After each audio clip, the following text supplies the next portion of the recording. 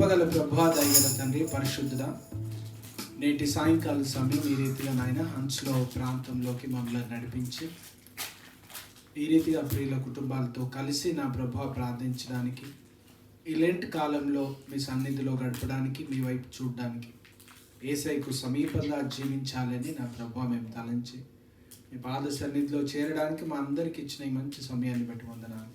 కొద్దిసేపు నా ప్రభువా మిమ్మల్ని ఆరాధిస్తుండగా, స్తుతిస్తుండగా మాతో మీరుండండి. వాక్యం ధ్యానిస్తుండగా మాతో మాట్లాడండి. మీ సన్నిధి, మీ ప్రసన్నత మాతో ఉంచి వాళ్ళు ప్రతి ఒక్కరిని దీవించమని, మీ ఆశీర్వాదం మేలు మా పైన కుమ్మరించమని, ఈ సమయం అంతటినీ మీ ఆధీనంలో ఉంచుకొని మీరే ఘనత, మహిమ, ప్రభావం పొందుకోమని మా ప్రభు రక్షకుడైన యేసు నామమున అడిగి వేడుకుంటున్నాను తండ్రి. ఆమేన్.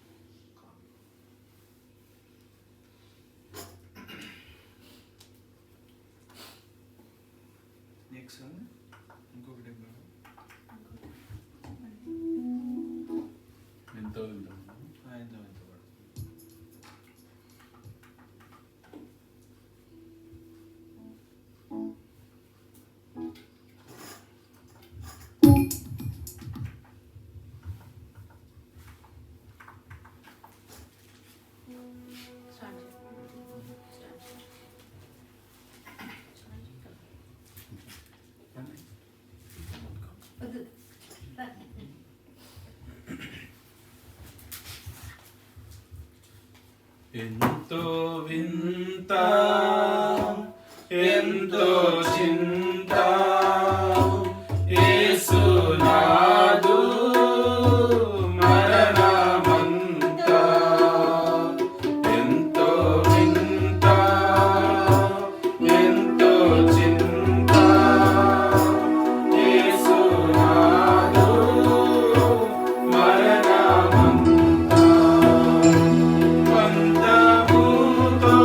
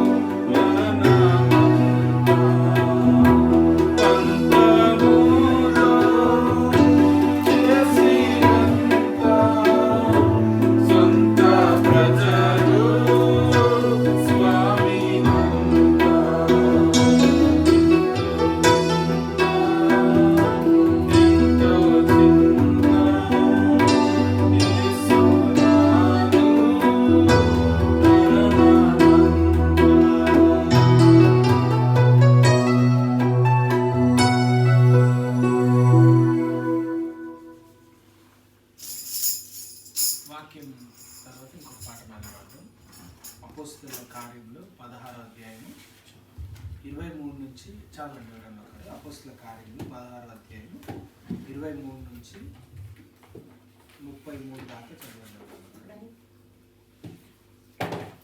అపోస్తల కార్యములు 16వ అధ్యాయం 23 నుంచి 33. Acts of apostles chapter 16 versus 23 to 33.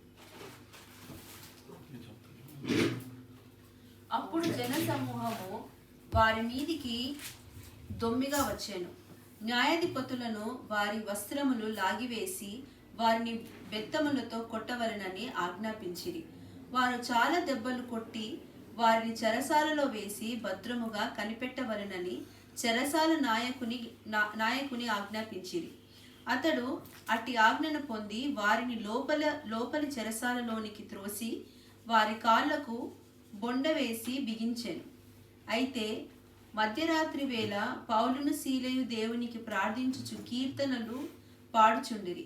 ఖైదీలు వినుచుండిరి. అప్పుడు అకస్మాత్తుగా భూకంపము కలిగెను.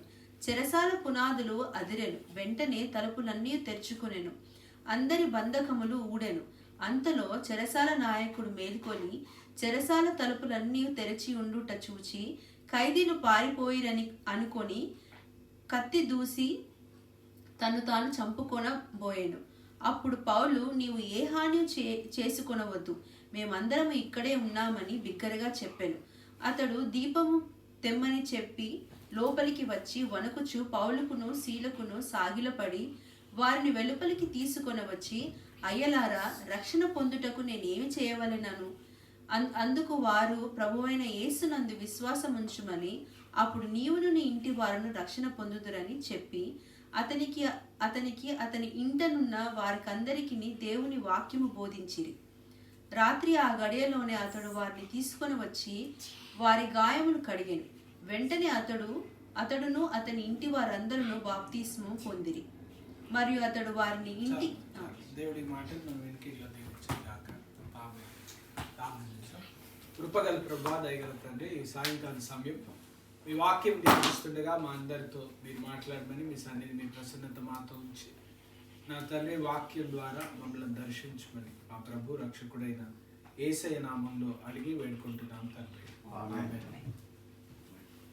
ప్రియమైన వారు, ఈ సాయంకాల సమయము దేవుని ఉచిత కృపను బట్టి దేవునికి నిండు వందనాలు చెల్లిస్తూ లెంట్ కాలంలో ఈ రీతిగా మనసులో ప్రాంతంకి వచ్చి దేవుని సన్నిధిలో మనం గడపడానికి లెంట్ ఆరాధనలలో కుటుంబ ప్రార్థనలో మనం చేరడానికి కృప చూపిన దేవునికి వందనాలు. ఆహ్వానించిన స్వజనానికి కూడా మన నిండు వందనాలు తెలియజేస్తున్నాం. మన కేకకి ప్రియమైన వారులారా, మేలు చేసినప్పుడు కీడు ఎదురైతే ఎంత బాధగా ఉంటుందో ఈ వాక్యంలో చూస్తూ ఉన్నాం. అటువంటి సందర్భం నుంచి దేవుడు ఏ రీతిగా కాపాడినాడు. మనందరికీ బాల్యం నుంచి తెలిసినటువంటి సంఘటన. పౌలు శీలలు ఒక పాప దయ్యం చేత పీడింపబడతా ఉంటే ఆమెకు స్వస్థత కలుగజేసింది. అంతే వాళ్ళు చేసింది. స్వస్థత కలుగజేస్తే అది మంచి పని.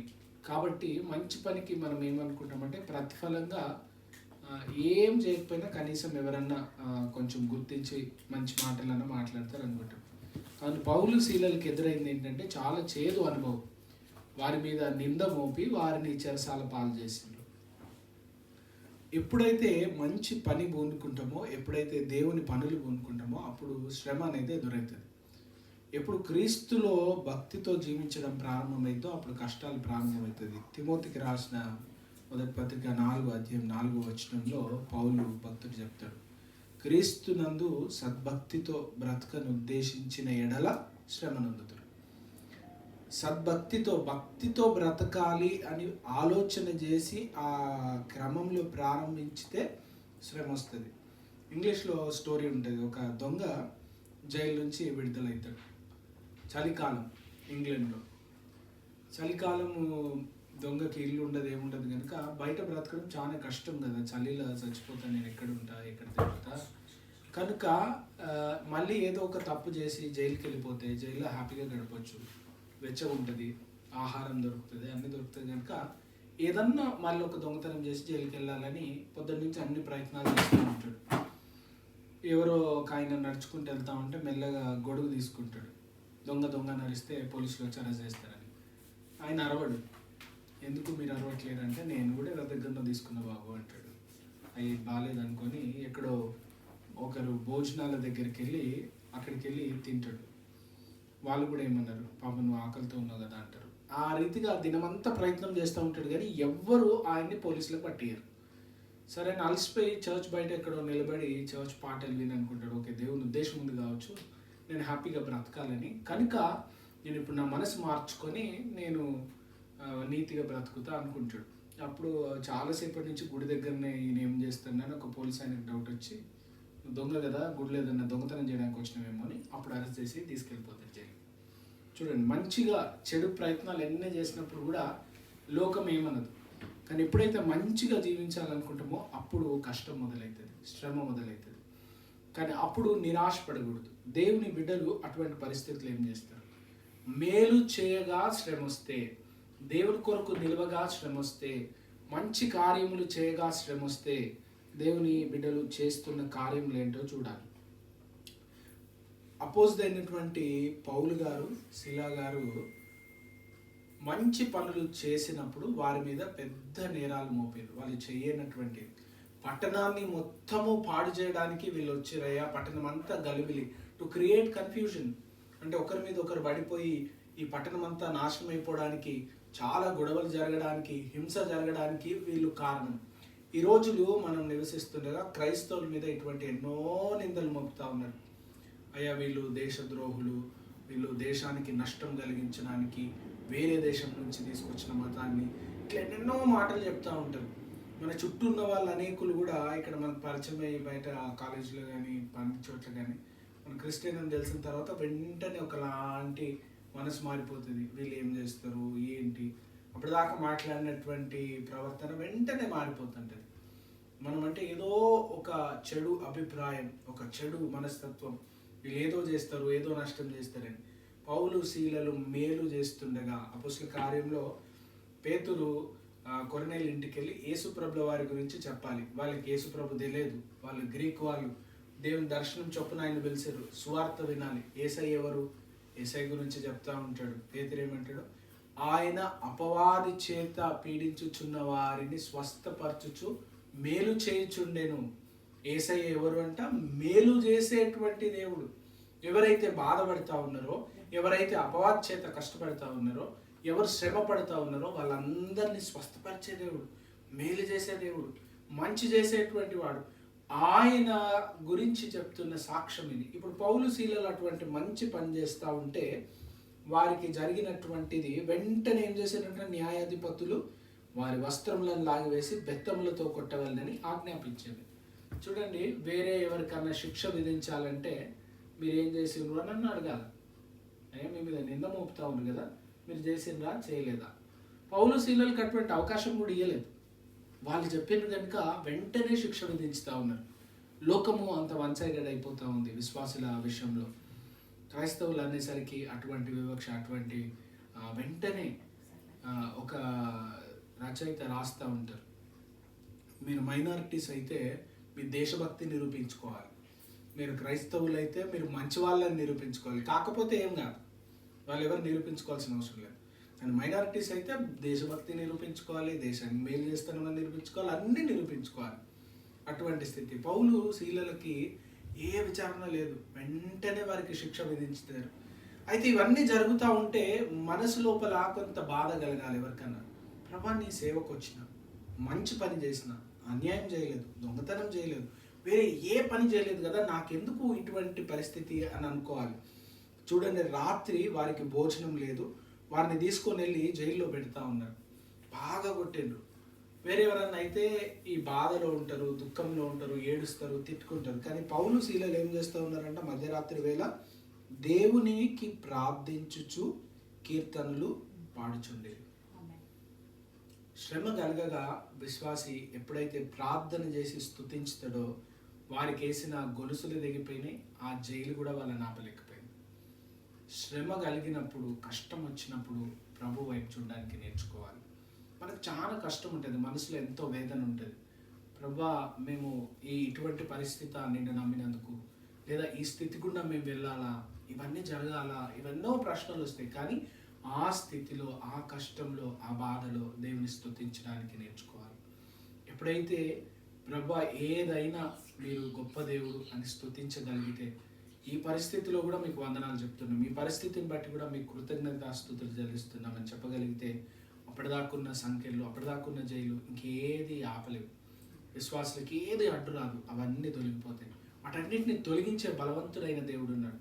బహుశా ఆ కఠినమైన పరిస్థితుల్లో కూడా మన విశ్వాసం ఇంకా బలపడాలనే ప్రభు శ్రమను అనుమతిస్తూ ఉన్నారు, కష్టాలను అనుమతిస్తూ ఉన్నారు.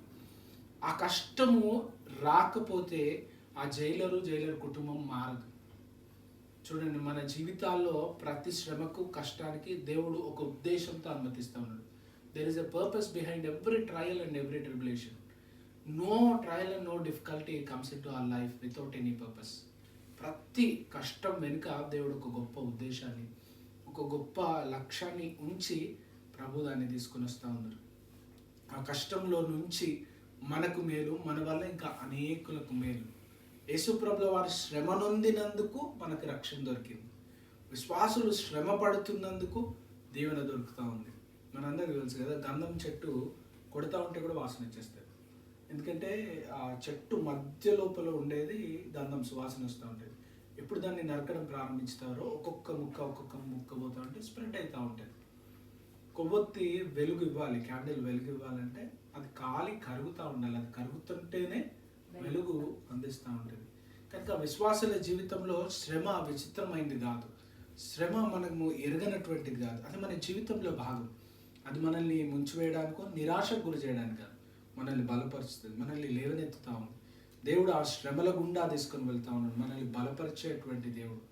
ఆ కష్టమైన మార్గంలో, ఆ ఇబ్బందికరమైన మార్గంలో వెళ్తుండగా దేవునికి సమీపంగా వస్తాం. మనం మునుపు దేవునితో గడపని సమయం ఆ శ్రమలో గడుపుతాం. మునుపు దేవుని మీద లేనంత గొప్ప విశ్వాసం అప్పుడు చూపిస్తాం. మునుపు ఎన్నడూ అనుభవించినటువంటివన్నీ ఆ సమయంలో దేవునికి సమీపంగా వచ్చి అనుభవించగలుగుతాం. కనుక ఈ శ్రమల కాలంలో శ్రమ, కష్టం గురించి మనము వేరే విధంగా అనుకోకుండా ఆ సమయంలో కూడా స్తుతించగలగాలి. యోబుకి అనేక పరీక్షలు వస్తూ ఉన్నాయి, కానీ ఆ ప్రతి పరీక్షలో యోబు నమ్మకంగా ఉన్నాడు. ఎంత కష్టం వచ్చినా దేవుని దూషించద్దు, దేవుని ఏమనద్దు. యెహోవా ఇచ్చని యెహోవా తీసుకున్నాడు, ఆయన నామంకు స్తుతి కలుగును గాక, మహిమ కలుగును గాక. అక్కడ ఉన్న వారు అనేకులు అంటా ఉన్నారు, అయ్యా నీకెందుకు వచ్చింది, నువ్వు పాపం చేసినావు, అది చేసినావు. లేదు, దేవుడు నమ్మకస్తుడు. దేవుడు ఇచ్చాడు, దేవుడు తీసుకుంటాడు. ఇవన్నీ తాత్కాలికమైనవే. కనుక శ్రమ కూడా తాత్కాలికమే. మనం శ్రమల గుండా వెళ్ళినప్పుడు బాగా కష్టంగా, భారంగా అనిపిస్తుంది. కానీ శ్రమలలో మనల్ని ప్రేమించి ఆదరించే దేవుడు మనతో కూడా ఉంటున్నారు. ఆయన మనల్ని నడిపిస్తూ, బలపరుస్తూ తీసుకెళ్తా ఉన్నారు. ఇక్కడ జరిగినటువంటి ఆ గొప్ప అద్భుతం వెంటనే చెరసాల నాయకుడు ఆయన మనసులో అనుకుంటా ఉన్నాడు, అయ్యో ఎంత ఆపద వచ్చేసింది, చనిపోవాలనుకుంటాడు. అప్పుడు పౌలు గారు చెప్తా ఉన్నారు, నీవే హాని చేసుకునేవద్దు. విశ్వాసులు జీవితంలో ఉన్న గొప్ప లక్షణం ఏంటంటే ఎవరిని హింసించి ఎవరు బాధపడద్దని. మనల్ని ఎంత కొట్టి హింసించింది కదా, అది వస్తే నేను అనుకోలేదు, కానీ ఆయనకి ఏమైతే మాకేంటి అని కూడా అనుకోలేదు. దేవుని పక్షంగా ఉన్నాం కనుక ఆయన ఏం చేసుకోవద్దు, మేము ఇక్కడే ఉన్నాం. ఆయనని కష్టపెట్టిన వాళ్ళని గురించి కూడా మేలు ఆలోచన చేయగలుగుతున్నారు. క్రైస్తవులు మాత్రమే శత్రువుల గురించి ప్రార్థన చేయగలుగుతారు. క్రైస్తవులు మాత్రమే శత్రువుల్ని ప్రేమించగలుగుతారు. ఎందుకంటే హింసించి చంపుకుంటే ఎవ్వరు మారరు కదా. మనసు మారాలి, నూతన జీవితం రావాలి. మనం అనుదినం మాట్లాడేది అదే, ఒక వ్యక్తి నూతన జీవితంలోకి రావాలి, మనసు మార్పు నుండి ఒక మంచి కొత్త జీవితంలోకి రావాలి. అందుకే పౌలు గారు ఏమంటారంటే ఆయన నశించిపోకూడదు, ఆయన బాధపడకూడదు. ఆయనతో వెంటనే చెప్తున్నారు, అయ్యా మీరు ఏ హాని చేసుకోవద్దు, మేమందరము ఇక్కడే ఉన్నాం. ఆయన వణుకుతా ఉన్నాడు, ఎందుకంటే ఆయన ఎప్పుడు చూడలేదు ఒక ఇద్దరు వ్యక్తుల్ని జైల్లో పెడితే జైలే కూలిపోతుంది అని ఆయన ఎప్పుడు అనుకోలేదు. చూడండి యేసు ప్రభుల వారి మహిమ. ఆయన ఒకవేళ స్టార్టింగ్లోనే విడిపించుంటే ఇంత గొప్ప అద్భుతం వాళ్ళు చూసేవాళ్ళు కాదు, మనం ఎవరం అనుకునే వాళ్ళం కాదు. ఆ శ్రమ గుండా పౌలు శీలలు వెళ్ళినందుకు, శ్రమలలో పాటలు పాడినందుకు, చెరసాలలో పాటలు పాడినందుకు, గొలుసుల్లో సంకెళ్లలో పాటలు పాడినందుకు చెరసాల బద్దలైపోయింది. అక్కడ ఉన్నటువంటి వారు దేవుని వైపు చూడడానికి, కుటుంబాలు మారడానికి, అనేకులు విశ్వాసంలో రావడానికి దేవుడు కారణం చేస్తాడు. కనుక శ్రమ వచ్చినప్పుడు దేవునికి దూరం అవ్వద్దు. శ్రమ వచ్చినప్పుడు దేవునికి దగ్గర అవ్వాలి. శ్రమ వచ్చినప్పుడు దేవుని స్తుతించాలి. కష్టాల గుండా వెళ్తుండగా దేవుని స్తుతించాలి. నమ్మకంగా ప్రభు వైపు చూడాలి. ప్రభు, నీ అనుమతి లేకుండా శ్రమ నా జీవితంలోకి వచ్చిందా? నీ చిత్తం లేకుండా శ్రమ నా జీవితంలోకి వచ్చిందా? మీ ఉద్దేశంలో ఉంది, మీ తలంపుల్లో ఉంది, మీరు దీన్ని అనుమతించినారు కనుక దీని వెనుక మీ ఉద్దేశం ఉంది ప్రభు అని దేవుని నమ్మకంగా చూడాలి. మనం వాడుకున్నాం కదా, నమ్మిన వారిని కాదనే దేవుడు కాదు. ఎంత ప్రేమనో ఆ భక్తుడు రాస్తా ఉన్నాడు, ఎందులోకో నాపై ఈ ప్రేమ, ఇంత ప్రేమైన ప్రభు, నాలాంటి వ్యక్తిని ఇంత ప్రేమిస్తావా? అందుకే భయం అవుతుంది. ఎంత ప్రేమ మీరు చూపిస్తూ ఉన్నారే, ఈ ప్రేమకు తగ్గట్టు మేము ఎట్లా జీవించగలం? మేము మార్గం తప్పిపోయినా, మాట వినకపోయినా, మేము ఏం చేసినా మమ్మల్ని మళ్ళీ మళ్ళీ క్షమించి ఇంతగా ప్రేమించినాం కదా ప్రభువా. ఇంత ప్రేమ చూపించేటువంటి దేవుడు కనుక ఆ జైలరు కుటుంబము ఆ రాత్రి ప్రభు వైపు చూస్తారు. అయ్యా, మేము రక్షించబడాలా, మేము కాపాడబడాలంటే మేమేం చేయాలి? యేసయ్యలో విశ్వాసం ఉంచండి. పౌలు శీలలు కేవలం మాట్లాడలేదు, వాళ్ళు శ్రమలో విశ్వాసం ఉంచినారు. శ్రమలో మాకు యేసయ్య దూరం అయిపోయిండు, అయ్యా మేము ఆయన నమ్మొచ్చినందుకు దెబ్బలు తిన్నాం ఇట్లా అని అనుకోలేదు వాళ్ళు. మేము యేసయ్యలో నమ్మినాం కనుక ఈ చెరసాల మమ్మల్ని ఏం చేయదు, ఈ దెబ్బలు మమ్మల్ని ఏం చేయదు, ఇవేం మమ్మల్ని ఏం చేయలేదని నమ్మి చెరసాలలో, ఆకలిలో, అవమానంలో, వస్త్రహీనతలో దేవుని స్తుతించినారు.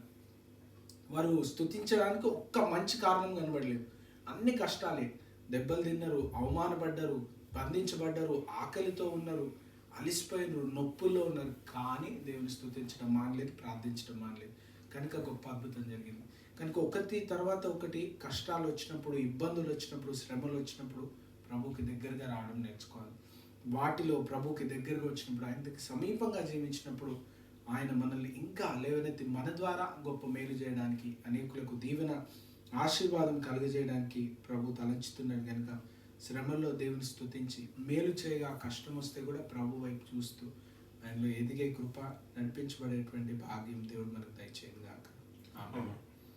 ఇంకొక పాట చూడు, ప్రార్థన చేసుకుంటాం.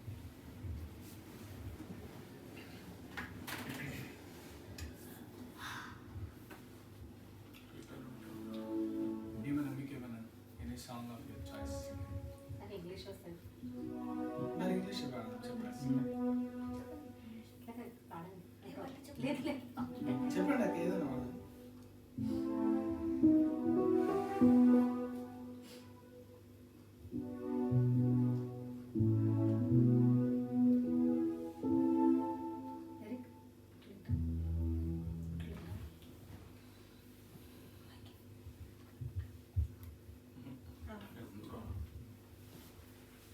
When I survey the wonders.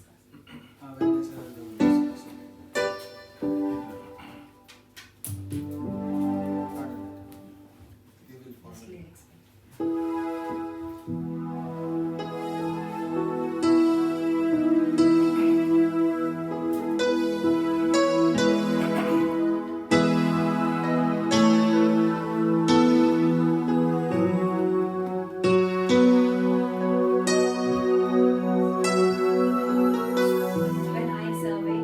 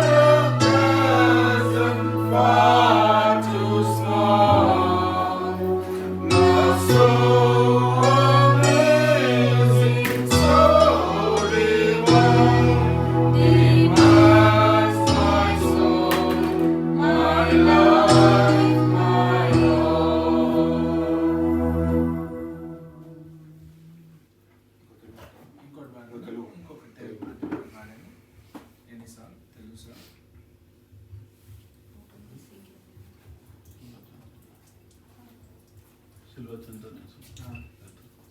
వేసుకోమన్నాము. Sunday సిలువ చింత సిలువ చింతనేసువా చేతినన్ను మోచి కల్వరి శ్రమించెను పాపలో రక్షించు. సిలువకే చెల్లునా విముక్తి చెల్వమో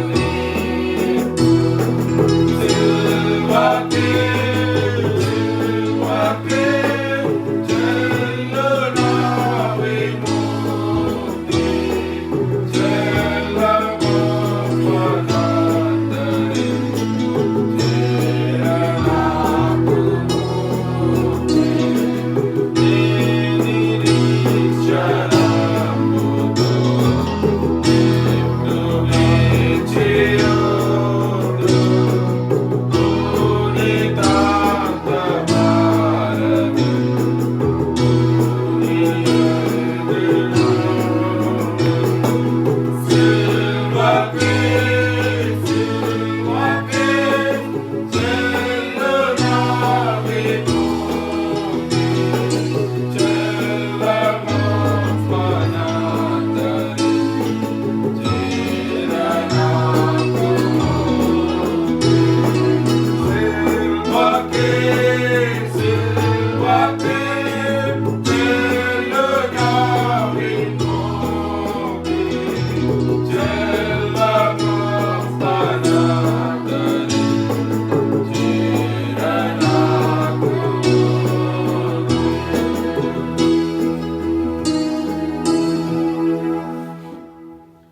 ప్రార్థించుదాము.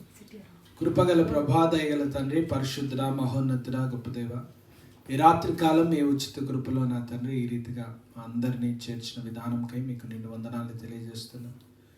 స్పర్జనను బట్టి, రేచులక్కను బట్టి వారిని దీవించి దీవెనగా ఆశీర్వాదంగా ఇచ్చిన కుమారులను కుమార్తెను బట్టి ప్రార్థిస్తున్నాం. ఈ రాత్రి కాలం నా ప్రభా బిడ్డల్ని దర్శించండి, ఆరోగ్య బలం మేలులను దయచేయండి, వారి ఉద్యోగాల్లో రాకపోకల్లో తోడుగా ఉండండి. ప్రాముఖ్యంగా నా తండ్రి ఇదిగో స్పర్జనను మీ సేవ చేయాలని, మీ పరిచర్య జరిగించాలని, మీ సువార్త అనేకులకు అందించాలి, అనేకులను క్రీస్తు మార్గంలో నడిపించాలి, అనేకులు యేసయ్య ప్రేమను గుర్తెరగడానికి నేను సాధనంగా ఉండాలని నా తండ్రి ఇదిగో ఈ సమయంలో నా తండ్రి వారిని వైపు చూస్తూ నాయన నీ పరిచర్య పట్ల ఆశ కలిగి ఆసక్తి కలిగి నా తండ్రి నీ కాడిని ఎత్తుకొని నడవడానికి వారి ముందుకు వస్తుండగా వారిని కుటుంబాన్ని దీవించండి. వారి పరిచర్యలో నా తండ్రి మీరు తోడుగా ఉండండి. ఆయన వారు వెళ్ళి ప్రతి స్థలంలో మీరు ఉండండి. వారితో మీరు అనుదినం మాట్లాడుతూ నా తండ్రి ఇదిగో బలపరిచి అనేకులకు దీవెనకరంగా ఆశీర్వాదకరంగా ఉంచమని, మీ పరిశుద్ధాత్మాభిషేకం దయచేయమని, మీ సహాయం దయచేయమని, కుటుంబ పక్షంగా మీరుండి మేళ్లతో నాయన తృప్తిపరచమని ప్రార్థిస్తున్నాం.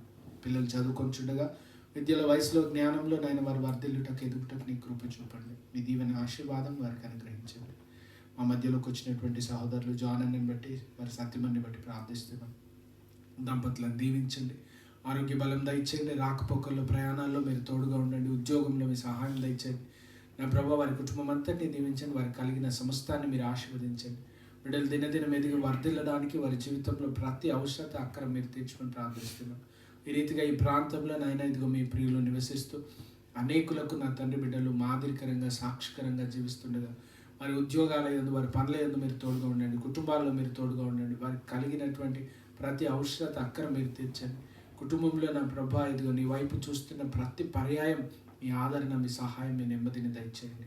నేను ఇదిగో నాతో కూడా వచ్చినటువంటి సుమంత్ అన్నని బట్టి నేను ఈ కార్యక్రమాలన్నింటిని బట్టి ప్రార్థిస్తున్నాను. అనేక కుటుంబాలని దర్శించడానికి, అనేక ప్రాంతాలకు వెళ్ళడానికి, క్రీస్తు ప్రేమను అనేకులతో పంచడానికి నా ప్రభా ఇదిగో ఈ మంచి తరుణాన్ని బట్టి వందనాలు. సుమంత్ అన్నను వారి కుటుంబాన్ని దీవించండి, ఈ పరిచయాన్ని ఆశీర్వదించి ఆయన లండన్లో నా తండ్రి క్రీస్తు మార్గం తెలుసుకోవాలని, యేసయ్యతో సమయం గడపాలని, లోకంతో గాక నా ప్రభా నీలో ఎదగాలని ఆశతో ఆసక్తితో నీ వైపు చూస్తున్న ప్రతి ఒక్క బిడ్డకు ఈ పరిచర్య దీవెనకరంగా ఉంచి నా తండ్రి మీరు ఆశీర్వాదకరంగా ఉంచి అనేకులు మీ అందు ఎదిగి వర్ధిల్లే భాగ్యం దయచేయమని, ఈ రాత్రి కాలం నా తండ్రి మాతో మీరుండి తిరుగు ప్రయాణంలో క్షేమం అనుగ్రహించమని, ఇంకా ముందు రానున్న రోజుల్లో నా తండ్రి ఇంకా అనేక గృహాలకు వెళ్తుండగా, ఆన్లైన్ ప్రేయర్స్ జరిగిస్తుండగా అయినా మీరు మాతో ఉండండి నా తండ్రి. ఈ పనులన్నింటిలో మీ సహాయం దయచేసి రానున్న దినాల్లో గుడ్ ఫ్రైడే, ఈస్టర్ సర్వీస్లకు నీ సహాయం అనుగ్రహించమని, మాతో కూడా ఉండి మమ్మల్ని బలపరుస్తూ మీ మేలు దీవెన ఆశీర్వాదం దయచేయమని మా ప్రభు రక్షకుడైన యేసయ్య నామం అడిగి వేడుకుంటున్నాం తండ్రి,